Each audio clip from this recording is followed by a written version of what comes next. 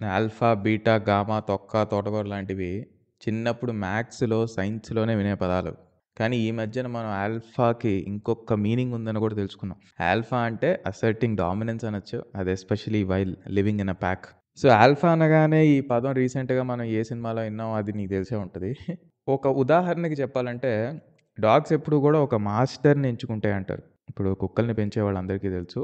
కుక్కలు అందరితో ప్రేమగా ఉన్నా సరే ఒకళ్ళ కమాండ్స్‌ని మాత్రమే రిసీవ్ చేసుకుంటది. వాళ్ళనే మాస్టర్ ఆర్ ఆల్ఫా కింద కన్సిడర్ చేస్తది. అడవిలో గుంపుగా ఉన్నప్పుడు ఆ గుంపుని ఇతర జంతువుల నుండి కాపాడుకోవడమే ఆల్ఫా ఒక పని లేదా ఆల్ఫా ఒక అవసరం అనొచ్చు. సర్వైవల్‌కి ఏదైతే అవసరమో వాటన్నిటికీ నిలబడి ఒక మార్గాన్ని చూపించేదే ఈ ఆల్ఫా, ఒమేగాస్ ఒక జాబ్. గుంపే లేనప్పుడు ఆల్ఫాలకి అసలు పనే లేదు. You can only assert your dominance when there is a crowd. అంతే కదా! ఒక గుంపును ఒక వైపు నడిపించడానికి ఒక లీడర్ కావాలంట. సో, గుంపే లేదు. నువ్వు సోలోగా బతకాలనుకుంటున్నప్పుడు ఇంక నువ్వు ఆల్ఫా, బీటా, గామా ఈ కాన్సెప్ట్‌లన్నీ అసలు రానే రావు. A lone wolf has nothing to prove, nothing to protect and nothing to regret. ఇంకొంచెం డెప్త్‌గా దిగుదాం ఈ ఆల్ఫా గోలేంటో, అసల ఈ పదం ఎందుకు ఈ మధ్యన తెగ వాడుతున్నారు ఎక్కడ చూసినా ఆల్ఫా, ఆల్ఫా, ఆల్ఫా. యూట్యూబ్ షార్ట్స్‌లో కావచ్చు, లేదా రీసెంట్‌గా వచ్చిన యానిమల్ మూవీలో కావచ్చు, ఈ ఆల్ఫా అన్న వర్డ్‌ని అబ్యూజ్ చేశారనే చెప్పొచ్చు. మన సొసైటీకి స్టాండర్డ్ సెట్ చేసింది. బ్యూటిఫుల్‌గా ఉండాలంటే అబ్బా! చూడగానే ఇవి క్వాలిటీస్ ఉంటే అమ్మాయి బ్యూటిఫుల్. లేదా నార్మల్‌గా ఇప్పుడు మనం కొంతమందిని చూస్తే ఫస్ట్ మీరే ఆలోచించండి. మనం కొంతమందిని చూస్తే వీడు అందంగా ఉన్నాడు అని మనకు అనిపిస్తది. అది న్యాచురల్ ఇన్‌స్టింక్ట్. కానీ అలాగ అనిపించడంతో పాటు మనకి కంపారిజన్ కూడా ఆటోమేటిక్‌గా వస్తది మైండ్‌లో. అబ్బా! ఈడు పలానా హీరోలా ఉన్నాడురా! అబ్బా! ఈ అమ్మాయి పలానా హీరోయిన్‌లా ఉందిరా! అన్న కంపారిజన్ మన మైండ్‌లోకి ఎందుకు వస్తుందంటే మళ్ళీ ఆ స్టాండర్డ్స్‌తో మనం మ్యాచ్ చేసుకుంటున్నాం అనమాట. సో, టు బీ స్పెసిఫిక్, బ్యూటీని ఎలా మెషర్ చేస్తాం? అందాన్ని ఎలా మెషర్ చేయాలన్న దానికి బౌండరీస్ లేవు. నువ్వు ఎవరిలో అయినా అందాన్ని చూసుకోవచ్చు. అది నీ పర్స్పెక్టివ్. అది నీ ఓన్ సొంత పర్స్పెక్టివ్‌తో ఆలోచిస్తే అందం ఎక్కడైనా కనిపిస్తది నీకు. కానీ నువ్వు నీ పర్స్పెక్టివ్‌తో ఆలోచించడం మానేసి ఇప్పుడు ఈ సొసైటీ సెట్ చేసిన స్టాండర్డ్స్‌తోనే మనం ఎక్కువ ఆలోచిస్తాం, కంపేర్ చేసుకుంటాం. అందుకే మేబీ నీకు పొట్టది లేకుండా ఫ్లాట్ టమ్మీ ఉన్నా సరే, అబ్బే! ఇది సరిపోదు మనం అందంగా ఉండటానికి సిక్స్ ప్యాక్ కావాల్సిందే అని చాలామంది సిక్స్ ప్యాక్ ట్రై చేయొచ్చు. హెల్త్ కోసమే కాకుండా జస్ట్ ఆ స్టాండర్డ్స్ మ్యాచ్ చేయడానికి కోసం కూడా ట్రై చేసేవాళ్ళుంటారు. సో, దీన్ని బట్టి నేను చెప్పేదేంటంటే టాక్సిక్‌గా ఎప్పుడు మారుతుంది అంటే, ఒక స్పెసిఫిక్ టర్మ్‌ని మనం తీసుకొని, ఆ టర్మ్‌కి ఇప్పుడు ఒక క్రియేటర్ అవ్వచ్చు, ఒక ఆర్టిస్ట్ అవ్వచ్చు, లేదా ఇంకెవరైనా కావచ్చు, సొసైటీయే కావచ్చు. తను అనుకున్న ఒక సిద్ధాంతాన్ని ఆ పర్టిక్యులర్ వర్డ్‌కి రుద్దడం మీద మన టాక్సిసిటీ అనేది మొదలవుతది. ఫర్ ఎగ్జాంపుల్ ఇప్పుడు బ్యూటీయే ఉంది. బ్యూటీకి ఎలా అయితే వీళ్ళు సొసైటీ ఒక స్టాండర్డ్ సెట్ చేసి ఇట్లా ఉంటేనే నువ్వు అందంగా ఉన్నట్టు అని ఎట్లా అయితే మార్చారో, అట్లాగే ఇప్పుడు ఈ యూట్యూబ్ షార్ట్స్‌లో ఈ సినిమాలలో ఈ ఆల్ఫా అన్న పదాన్ని పదే పదే వాడి అసలు ఆల్ఫా అంటే ఏంటి అని మర్చిపోయి, ఓకే. ఇలా ఉంటేనే ఆల్ఫానా అన్న భావన మనలో కలిగిస్తున్నారు ఈళ్ళంతా. సో, ఇది ప్రాబ్లమ్ ఈరోజు. సో, ఒక 10 రీల్స్ చూస్తుంటే, ఆ 10లో కనీసం ఒక రీల్ అన్నా ఇలాంటి దరిద్రపు కొట్టు రీల్ వస్తుంది. కానీ ఏం చేస్తాం? మనం ఇగ్నోర్ చేద్దామన్నా మన కళ్ళ ముందు వచ్చి పడుతున్నాయి ఇవి.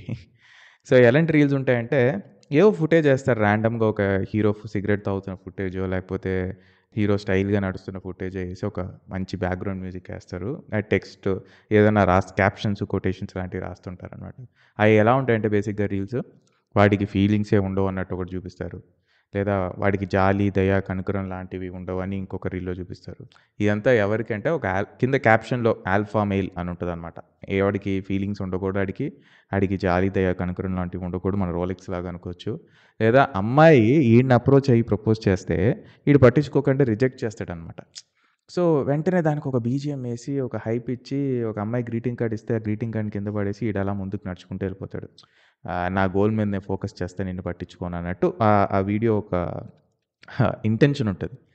సో, ఆ వీడియో అలాంటి ఏవైనా రీల్స్ నేను చూసినప్పుడు ఊరినే క్యూరియాసిటీతో కామెంట్స్ ఓపెన్ చేస్తే, ఇదిరా ఆల్ఫా మెయిల్ అంటే. ఇలా ఉండాలిరా ఆల్ఫా మెయిల్ అంటే. అది ఇదని కొంతమంది పిల్లనిబ్బాలు కామెంట్లు రాయడం ఉంటాయి అక్కడ. సో, దీనివల్ల సింపుల్‌గా మనకు అర్థమవుతుందేంటంటే, ఇప్పుడు ఆ వీడియోని ఒక 1000 మంది చూసారంటే 1000 మంది ప్రభావితం అవుతారని కాదు.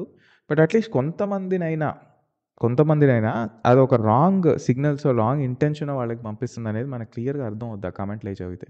ఇకపోతే ఇంక రీసెంట్‌గా వచ్చిన 'యానిమల్' మూవీలో కూడా రణబీర్ ఆల్ఫా మేల్ కావాలా? లేదా నీకు మిగతా మామూలు మనుషులు కావాలా? అని రణబీర్ అడుగుతాడు రష్మికని. తను ఏం పెద్దగా ఆలోచించకుండా నాకు ఆల్ఫానే కావాలంటది. ఏది ఆల్రెడీ ఇంకోడితో పెళ్లి ఖాయమయ్యాక ఈడేదో ఆల్ఫా గురించి ఒక డైలాగ్ ఏదో చెప్తాడు. అడవికెళ్ళి వేటాడి తీసుకొస్తాడు. మిగతా వాళ్ళు తింటాడు. సో, ఆల్ఫా కావాలా నీకు? మిగిలిన మనుషులు కావాలా? అంటే దానికో మంచి బ్యాక్‌గ్రౌండ్ మ్యూజిక్ అక్కడ కూడా మళ్ళీ సేమ్ ఆ సీన్‌కి మంచి యాంగిల్ పెడతారు. కెమెరా యాంగిలు, యాక్టర్స్ బావుంటారు. బ్యాక్‌గ్రౌండ్ మ్యూజిక్ బావుంటది. ఆ మూడ్‌లోకి మనని తీసుకెళ్ళిపోతారు. అంతా చూస్తున్నంత సేపు బానే ఉంటది. బట్ నువ్వు బయటకొచ్చి ఆలోచిస్తే ఒకసారి అంటే ఇప్పుడు ఆల్ఫా కావాలా? మిగతా మనుషులు కావాలా? అని అడిగినప్పుడు నాకు ఆల్ఫానే కావాలన్నప్పుడు మరి మిగతా అంటే మామూలు మనుషులంతా ఏంటి ఎదవలా? సో, ఇదేందయ్యా ఇది అన్నట్టుంటది. ఆ సీన్ బయటకొచ్చి జస్ట్ ఒక వేరే పర్స్పెక్టివ్‌లో చూస్తే, వేరే మూడ్‌లో చూస్తే ఆబ్వియస్‌గా ఈ క్వెషన్ అనేది రైజ్ అవుద్ది. ఒక అమ్మాయి నీకు ప్రపోజ్ చేస్తే నచ్చితే యెస్ చెప్తావు లేదా నో చెప్తావు. అందంగా ఉన్న అమ్మాయిని రిజెక్ట్ చేసినంత మాత్రాన నువ్వు ఆల్ఫా అయిపోవు. అలా అని యాక్సెప్ట్ చేసినంత మాత్రాన నువ్వు బీటా అయిపోవు. అసలు బీటా అన్న పదం ఉందో లేదో తెలీదు. బట్ ఆల్ఫాకి కొంచెం తక్కువ బీటా అనుకుందాం. అంటే మామూలు మనుషులు ప్రస్తుతానికి మన ఈ పాడ్‌కాస్ట్‌లో. 9-6 జాబ్ చేస్తే నువ్వు గొర్రెవని, పానీపూరి బండి పెట్టినా సరే సొంతగా నువ్వు ఒక బిజినెస్ చేస్తే ఆల్ఫా అని ఎవ్వడూ డిసైడ్ చేయలేదు. కానీ ఇవి మన ఇన్‌స్టాగ్రామ్‌లో, యూట్యూబ్‌లో, రీల్స్‌లో డిసైడ్ చేస్తున్నారు వీళ్ళు. ఏంటి రోజుకి 5 గంటలు మాత్రమే పడుకుని మిగతా టైం అంతా డబ్బు సంపాదన మీదే పెడితే అది హసిల్ కల్చర్ అవుతుందేమో గానీ ఇందులో ఆల్ఫా ఎక్కడి నుంచి వచ్చింది నాకు అర్థం కాదు. నీ అమ్మ ఏది చేసినా ఆల్ఫా, ఎటు చూసినా ఆల్ఫా. సంకెత్తిన ఆల్ఫా, స్మోక్ చేస్తే ఆల్ఫా, సెక్స్ చేస్తే ఆల్ఫా, సైలెంట్‌గా ఉంటే ఆల్ఫా, వైలెంట్‌గా ఉన్న ఆల్ఫా. భజన, భజన మేమే గొప్ప, మేమే గొప్ప. ఎగ్జాక్ట్ ఆ మీము యాప్ట్‌గా మ్యాచ్ అవుద్ది ఆల్ఫాకి. అందరూ ఆల్ఫాలైతే ఇంక మరి మిగతా వాళ్ళ పరిస్థితి ఏంటి? ప్రతి ఒక్కడు అడవిలో పులులే అవ్వాలి లేదా సింహాలవ్వాలి. మరి అలాంటప్పుడు జింకలు, నెమళ్ళు, నక్కలు, ఏనుగులు ఇయన్నీ ఎందుకుండి తప్పించుకున్నాయి? వెన్నెల దీపం కొందరిదా అడవికి సైతం వెలుగు కదా అని ఒక మంచి లైన్ ఉంది. సో, అడవి అందరికీ సొంతం అంటారు. అలాంటప్పుడు వీడి ఫోకస్ మాత్రం సింహం మీదే ఉంది. ఇంకా సింహాలు, పులి దగ్గర ఆగిపోయింది వీడి ఫోకస్. మిగతా జంతువులు ఈడికి కనబట్లేదేమో.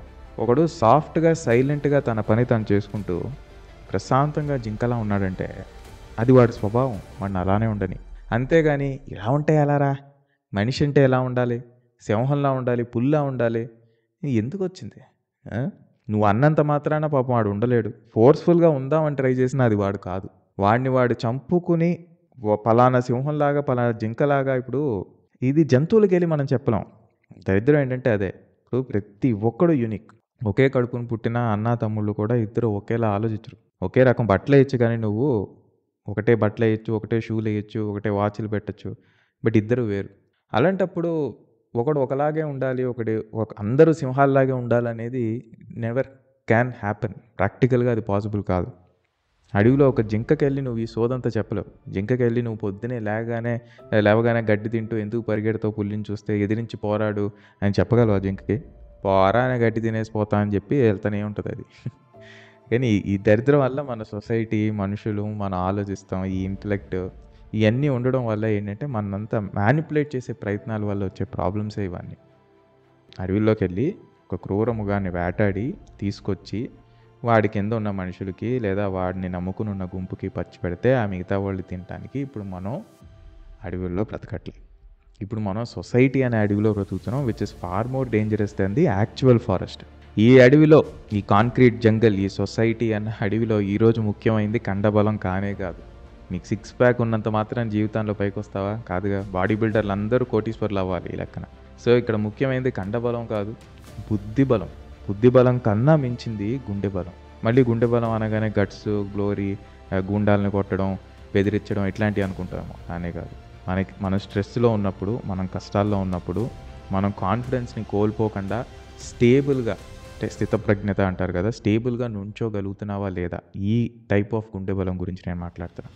ఒకడు పొద్దున్నే లేచి బస్సులో నలుగురిలో నలిగి, ఆఫీస్లో నచ్చినా నచ్చకున్నా చాకరీని చేసి, మళ్ళీ తిరిగి పొల్యూషన్లో, ట్రాఫిక్లో ఎన్నో చిరాకులతో ఇంటికి తిరిగి వచ్చి, ఆ చిరాకుని, ఫ్రస్ట్రేషన్ని డోరు బయటే తన చెప్పులతో పాటు వదిలేసి ఇంటికి ఒక నవ్వుతో ఎంట్రీ ఇచ్చి తన నమ్ముకున్న తన ఫ్యామిలీ మెంబర్స్తో టైం స్పెండ్ చేసి వాళ్ళ గెలుపులో వీడి గెలుపుని చూసుకుని ఆనందిస్తాడు కదా. తన దాచుకున్న డబ్బుతో మొదటి కార్లు, మొదటి ఇల్లు, మొదటి ఫ్లైట్ జర్నీ అని చిన్న చిన్న మైల్ స్టోన్స్ అండ్ హ్యాపీనెస్ని టైం టు టైం అచీవ్ చేస్తూ చివరికి తన టైం వచ్చినప్పుడు ఎవరికి ఏ హాని తలపెట్టకుండా ఎవడిని ఇబ్బంది పెట్టకుండా వెళ్ళిపోతాడు చూసావా, వాడే ది అట్ మోస్ట్ ఆల్ఫా.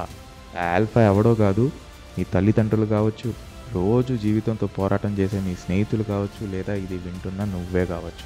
ఒకప్పుడు చేతిలో కన్ను, నోట్లో సిగరెట్, ఒంటిమేట దాటు, మొహం మీద కత్తి ఘాటు, పెదాల నుండి ఏర్లై పారే బూతులుంటే వాడిని గూండా అనో రౌడీ అనో అనేవాళ్ళం మన సినిమాల్లో. కానీ ఇప్పుడు ఆల్ఫా అని చాలా స్టైలిష్గా వాళ్ళకు ఒక పేరు ఇచ్చారనమాట. అది మనకి తెలియకుండానే ఇంజెక్ట్ చేస్తున్నారు. నేను కొంతకాలం తర్వాత మేబీ ఈ పర్సనాలిటీస్, ఈ ట్రైట్స్ ఉంటే ఆల్ఫా అని మనం స్ట్రాంగ్గా ఫిక్స్ అయిపోతామేమో మనకే తెలియకుండా. బట్ రియాలిటీలోకి వద్దాం. సినిమాలు చూస్తే మనుషులు చెడిపోతారని నువ్వు అడగచ్చు. ఎందుకు సినిమాల మీద పడి ఏడుస్తున్నావు? ఇప్పుడు సినిమాలు చూసినంత మాత్రాన అందరూ చెడిపోతున్నారా? మంచి సినిమాలు చూస్తే అందరూ మారిపోవాలి కదా అని ఒక తొక్కలో లాజిక్ నువ్వు తీసుకురావచ్చు. మేబీ నాట్ ఎవ్రీ వన్, నువ్వు అనేది కరెక్టే. బట్ యూత్ అండ్ అడాలసెంట్ ఏజ్లో పక్కా దాని ప్రభావం ఉంటుంది. ఫర్ ఎగ్జాంపుల్, పాన్ కూడా ఒక visual medium just like cinema. అయితే పాన్ని బ్యాన్ చేయడం ఎందుకు? నేను ఇండియాలో అని అనట్లా, కొన్ని ఇతర కంట్రీస్లో కూడా పాన్ బ్యాన్ గురించి పక్కన పెడితే దాన్ని బ్యాన్ చేయాల్సిన అవసరం ఎందుకు వచ్చింది, లేదా అసలు ఆ థాట్ ప్రాసెస్ ఎందుకు తీసుకొచ్చారంటే ప్రైమరీ రీజన్స్లో వన్ ఆఫ్ ద రీజన్ ఏంటంటే మైనర్స్కి పాన్ రీచ్ అవ్వకూడదు అనేది ఒకటి. ప్లస్ స్టడీస్ ఏం చెప్తున్నాయంటే పాన్ ఎక్కువగా కన్జ్యూమ్ చేస్తే ఈ జనరేషన్ అసలు రియాలిటీ అండ్ ఫ్యాంటసీకి మధ్యన ఉన్న తేడా తెలుసుకోలేకపోతున్నారని. సో నువ్వు విజువల్గా చూసి ఎక్స్పెక్ట్ చేసేది రియాలిటీలో సాధ్యం కాదని తెలిసినప్పుడు you get disappointed. Just like the alpha concept you see in the movies and reels. This is very true. మీరు కొన్ని డాక్యుమెంటరీస్ కానీ ఇంకా డెప్త్గా వెళ్ళాలంటే they are many serial killers. For example Ted Bundy లాంటి మోస్ట్ నోటోరియస్ సీరియల్ కిల్లర్ కూడా తను అలా మారడానికి గల మేజర్ ఇన్ఫ్లుయెన్స్ పాన్ నుండి వచ్చిందని చెప్తాడు. అలాంటి సీరియల్ కిల్లింగ్స్ వెనకాల పాన్ హస్తం కూడా ఉందని టెడ్ బంటీ చెప్తాడు. Not only Ted Bundy, there are so many other serial killers who have a common trait of watching porns. ఇప్పుడు పాన్ వల్లే అలా మారారు అన్నట్లే, but it has a psychological effect and impact when you get addicted to it. అంటే it is the power of the visual medium. So విజువల్గా నువ్వు దేన్నైనా చూస్తున్నావు, ఒక ఆర్ట్ ఫామ్. సో ఆర్ట్ని డెలివర్ చేయడం వరకే మా వంతు, దాన్ని ఎలా రిసీవ్ చేసుకుంటున్నావు అనేది నీ వంతు అన్నట్టు. ఇక్కడ ప్రాబ్లం వల్ల అదే వస్తుంది మనకి. ఇప్పుడు ఆర్ట్ని డెలివర్ చేస్తున్నారు. ఇప్పుడు యానిమల్ లాంటి సినిమా కావచ్చు, it is an art form.